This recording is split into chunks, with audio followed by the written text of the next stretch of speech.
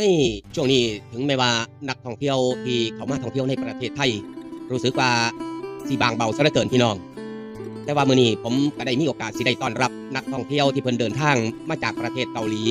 การที่เพิ่นมาท่องเที่ยวบ้านเฮาเพิ่นก็คงสิคาดหวังว่าเมืองไทยของเฮาคงสิมอบประสบการณ์ที่ดีๆให้กับพวกเพิ่นบ่ว่าสิเป็นความสวยงามของสถานที่ท่องเที่ยวหรือว่าวัฒนธรรมที่เป็นเอกลักษณ์รอยยิ้มและความมีน้ำใจของคนไทย ซึ่งสิ่งต่างๆเหล่านี้ก็คือเสน่ห์ที่เฮ็ดให้หลายๆคน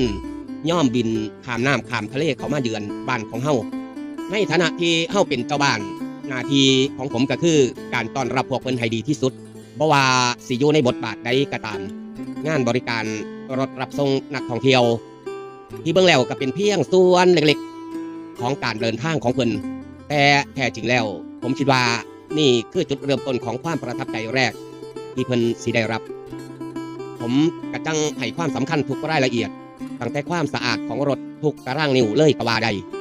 ความสุภาพเรียบร้อยในการให้บริการ ซึ่งผมก็เชื่อว่าสิ่งเล็กๆน้อยๆเหล่านี้มันก็คงสิเป็นความรู้สึกที่ดีๆที่สิมอบให้กับเพิ่นถึงแม้ว่าบทบาทของผมสิบ่ได้เป็นไกด์ที่เก่งภาษาหรือเจ้าของโรงแรมหรือว่ารีสอร์ทที่หรูๆแต่ว่าผมก็ภูมิใจที่ได้เป็นหนึ่งในผู้ร่วมต้อนรับและเฮ็ดให้การเดินทางของลูกค้าเพิ่น เริ่มต้นด้วยความประทับใจตลอดการเดินทาง